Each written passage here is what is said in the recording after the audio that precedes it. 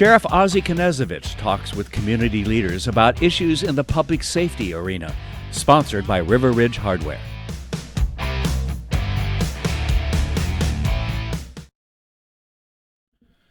Good afternoon. This is Sheriff Ozzie with the Sheriff's Report. Been away from the show for about a month, maybe a little bit over. We're back. Hopefully, we'll be putting on a few shows that you'll find interesting over the next couple of weeks and going into the new year. One of the last shows that we'll do this year, we'll kind of take a look back at 2020 and give you an idea of what we faced, some of the challenges we faced, and look at what we're looking at going into 2021. I'm looking forward to a vaccine coming out for the COVID-19 virus. Those reports are looking very positive, and I think that 2021 will be a much better year than 2020 for a lot of people. One of the things that you've heard me talk about seems like forever. Sometimes I think that I'm stuck in Groundhog Day. I wake up with the same issues. Government seems not to be able to overcome certain issues or have the willingness or the courage to deal with them. And one of those issues surrounds our criminal justice system. We are in a major battle right now in the nation, state, Spokane County, trying to find the direction for the criminal justice system. And one of the things I'm going to caution everybody concerning this is you cannot have a criminal justice system that is not based on accountability. Accountability has to be the center point of all criminal justice, because accountability is how you end up with justice. And if you're not holding people accountable, you're not helping them. You're certainly not helping the victims. And you're going to actually cause more victims, because there has to be a consequence for people's actions. And that is one of the things that's missing right now. You know, we talk about restorative justice. You hear that term all the time. And, you know, for those on the left, they're great at sound bites. They really are. Great at creating soundbite words. Restorative justice. It sounds really, really great. But when you're not using restorative justice correctly, when you don't even understand the full meaning of restorative justice, all they are words. That's all restorative justice is at that point, are 2 words. Because true restorative justice is not what the left is portraying. Restorative justice for most of these folks is restoring the criminal. And they hate it when I use that term. The proper vernacular is justice-involved individual. When I first heard that, I went, okay, what do you call the victim then? And they went, oh, they're justice-involved individuals also. I went, how can you do that? You just put the suspect and the victim on the same plane, the same level, and that should never happen. Why? Because that suspect had a choice. That victim didn't. And they were the ones that were damaged, they were the ones that harmed, they were the ones that were hurt. You could never have that type of thought process. Now, am I opposed to getting people a second chance? Here, very shortly, you're going to learn that I am very much in favor of giving people a second chance, but only under true restorative justice principles. Because true restorative justice principles are this: the community, the victim, and the offender are all part of that process. And the victim has to agree to be part of that process. And the criminal, the offender, they have to acknowledge what they've done. They have to take true accountability for it and responsibility. And they have to make the victim whole. That is restorative justice. It's not what you're being fed right now. But that is restorative justice, is to make the victim whole and help the offender reintegrate back into society. Those are the main prongs. Society is made whole, the victim is made whole, and the offender is made whole. Just recently, I went before the Board of County Commissioners this Monday because a report came out, which is the status report for the Blueprint for Reform. Blueprint for Reform was a document created about 7 years ago. Was touted as the greatest thing since sliced bread for criminal justice here locally, and it's gone nowhere. Really hasn't. And when it came out, I said that the Blueprint for Reform wasn't really worth the ink it was printed with because there was no monies set aside to make it work. There was no commitments by any of the governments to make it work. It was a bunch of words, and quite frankly, it was a compilation of a bunch of work that was done over a 5-year period, a bunch of hard work that was done, and the people that did it really didn't get the credit for it.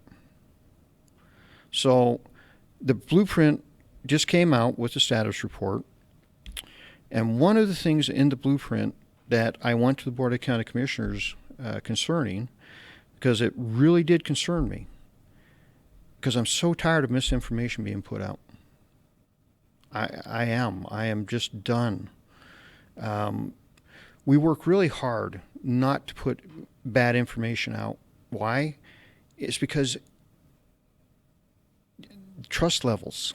If we're sitting there giving you bad information, then how are you going to trust us?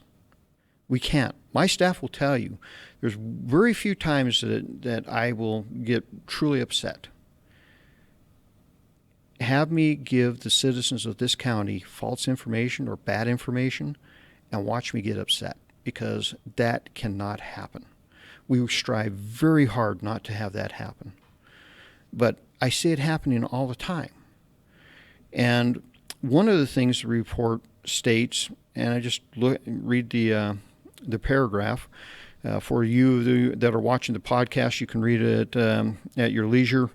For those of you on radio, it states that the COVID-19 crisis forced a quick, effective response from the entire system. The jail population at one point following the pandemic had been cut by roughly 40%. There were warnings of increased crime rates, but they have not been realized. In what world? What county are you talking about? Where did you get your numbers?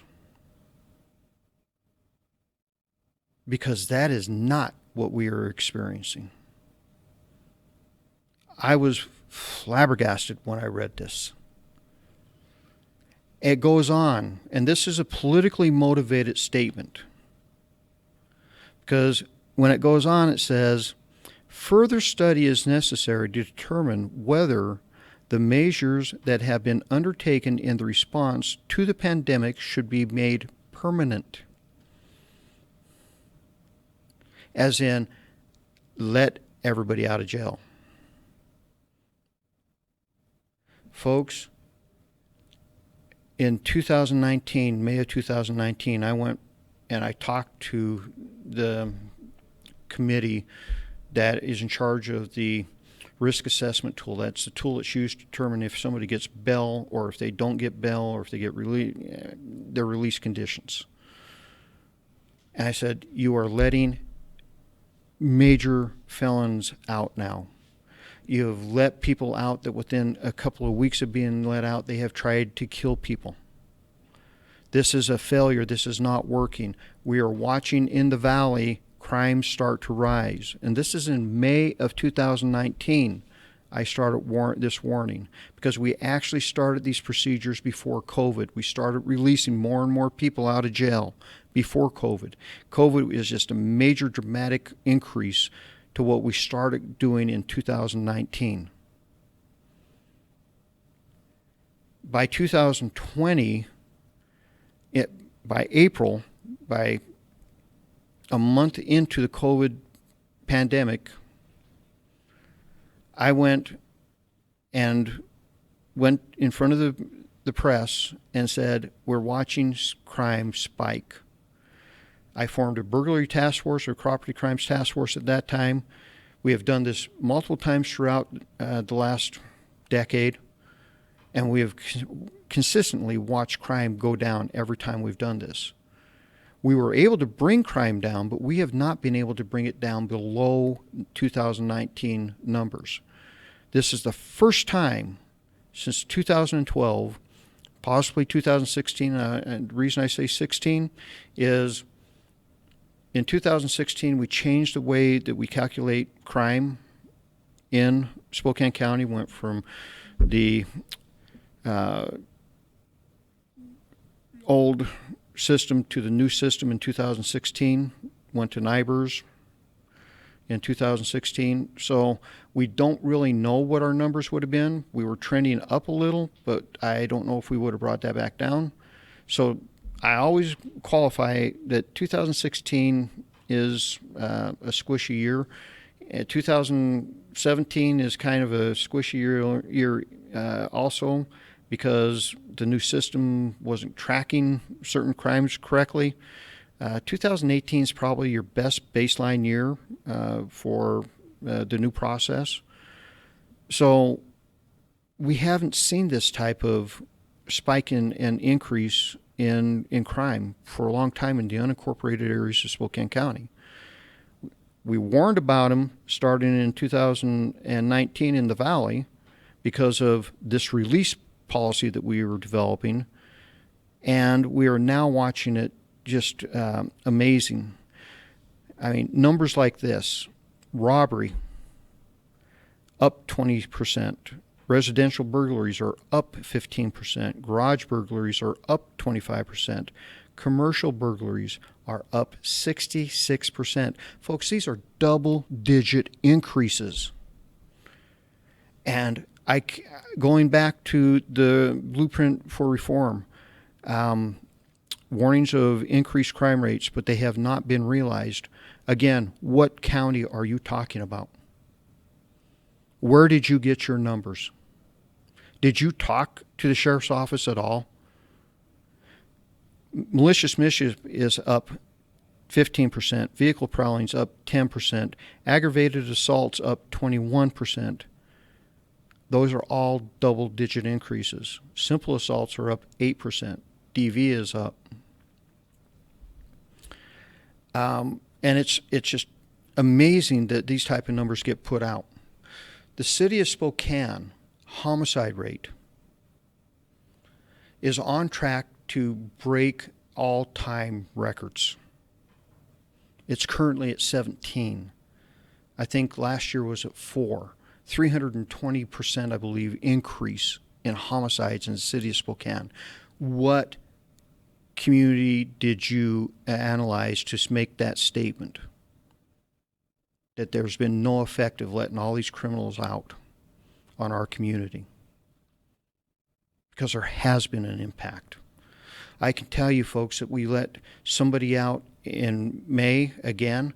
It happens to be the same individual I warned people about in May of 19. He was re-released again in May of 2020, and within, I believe it was 3 weeks, he killed somebody in the Valley.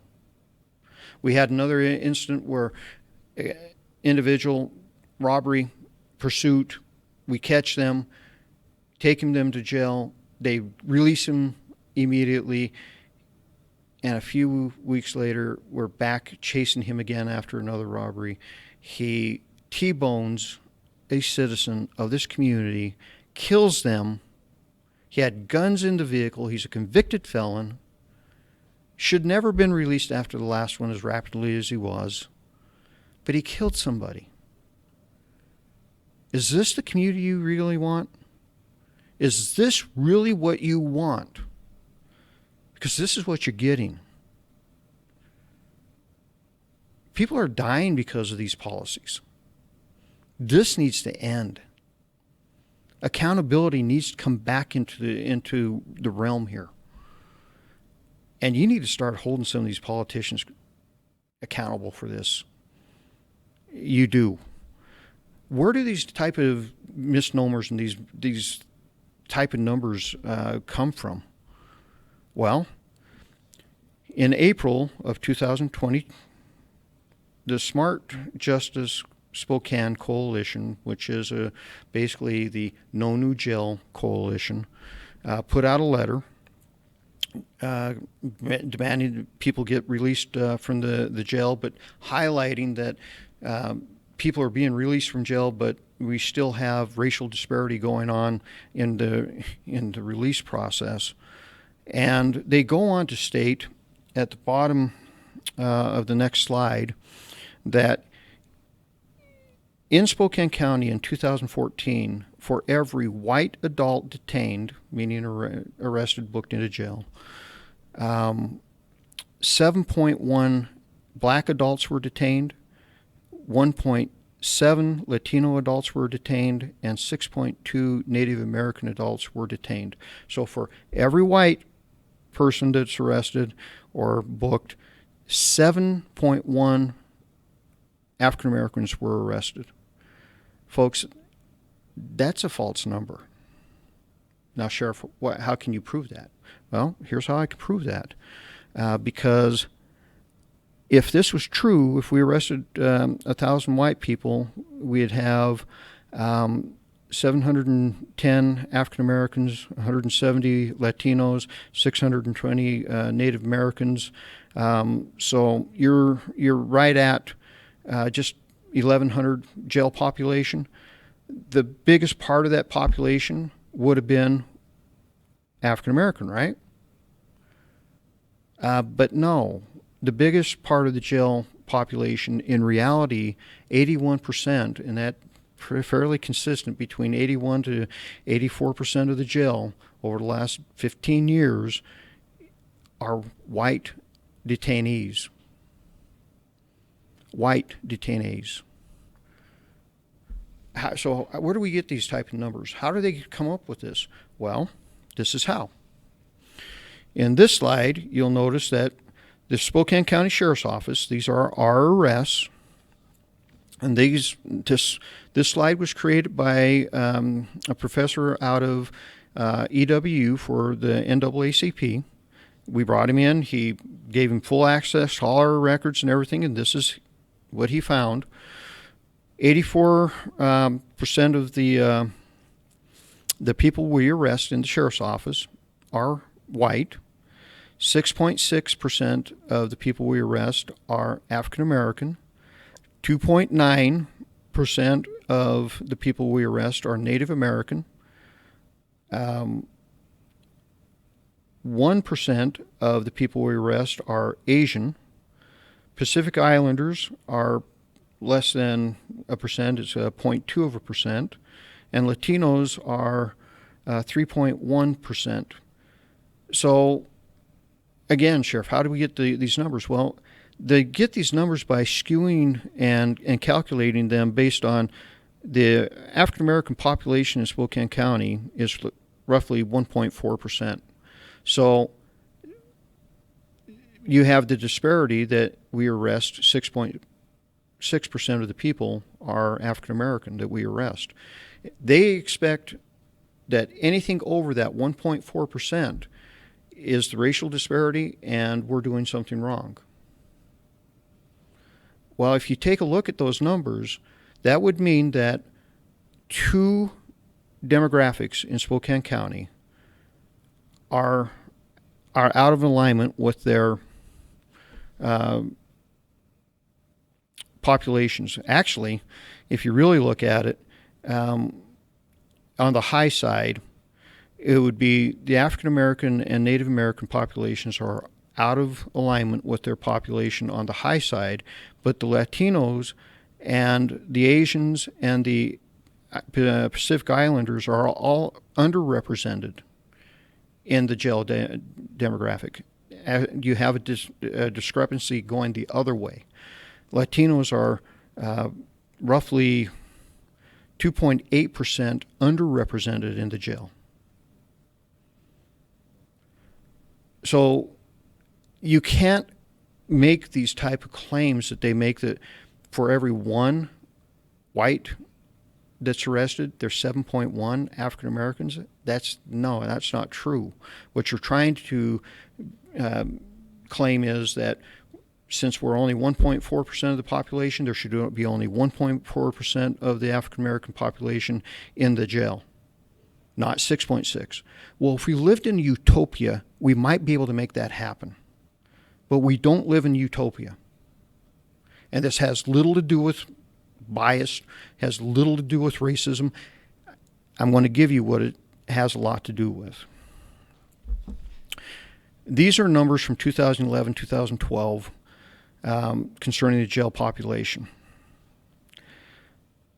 Age has some correlation to this. If you look at it, 35%, the largest part of the jail population in 2011, 2012 were between 25 and 34. Gender,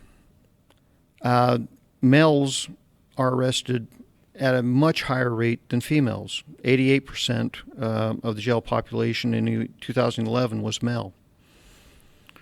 Race, in 2011, the entire jail population was 12% African American, 81%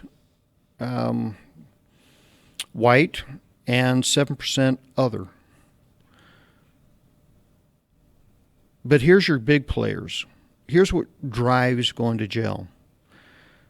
Having a no high school education or a high school education / GED, you are at 27% of the jail population having no high school education and 71% of the jail population having a high school education or GED. Education plays a lot to do with going to jail. If you take a look at that, no high school or high school education, you're looking at 98% of the jail population in that category. Education plays a huge role.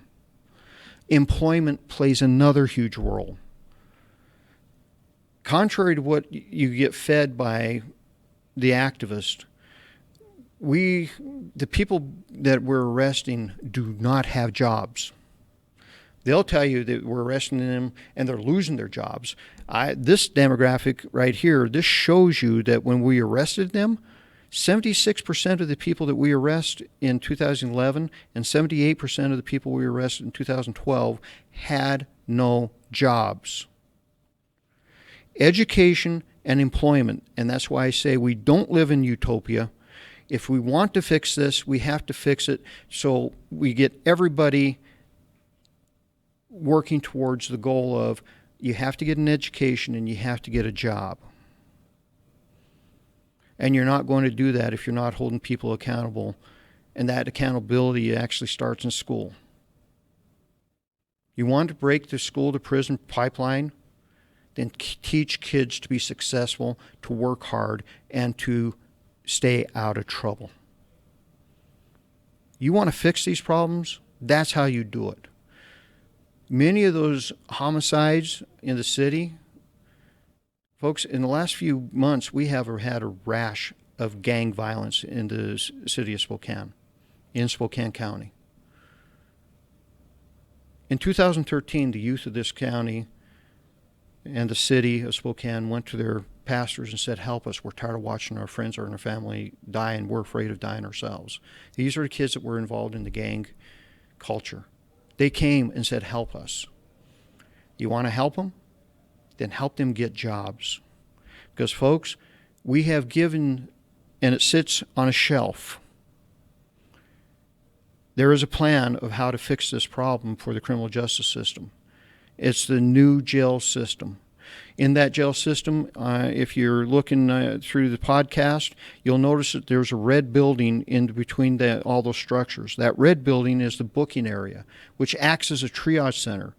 That triage center is, okay, yeah, you committed a low-level crime, but do you really need to go to jail, or do we need to get you drug and alcohol treatment, or do we need to get you mental health treatment? And that blue building is where all your programming resides, the mental health help, the anger management, parenting, all those things. And the jail is the other side of it. We actually look at it. We actually planned this thing and built this thing based around programming. Next slide shows the replacement facility for the long-time holds for the jail. These are people that got sentenced to under a year in jail. But more importantly, the activist side will tell you that all we want to do is lock people up, and that is not true. In 2009, we developed a pilot program designed to help people get jobs. We were very successful. Very successful. We had 51 participate, 43 of them graduated from that program. 29 got jobs, 43 received a place to live, and only 3 returned to jail. Jobs and a place to live and an education. Those are the 3 things that you need to fix this problem. We continued creating more programming. I'm just going to scroll through this. We had a work release program. We had mental health services. We had drug and alcohol counseling, GED, breaking barriers, parenting classes, moral recognition training, anger management, job search preparation. And then we started bringing people in to give them skills so they could find jobs on the outside. Urban forestry projects, community gardens, flagging, forklifts, auto technicians. That is the crux of it. We don't want to just lock people up. We want to help change their lives and give them a new way. But we have been prevented by activists for 16 years now from getting that done. Folks, this is Sheriff Ozzie Knezovich. The last slide you see up right now is the next thing we'll talk about next week. That graph is a graph of officers per thousand in the United States. If you notice in 2016, it fell from 2.4 per thousand down to 2 per thousand by 2017. That is a huge decrease in the number of people willing to wear a badge. I wonder what 2020 is going to look like. This is Sheriff Ozzie Knezovich. Have a great day.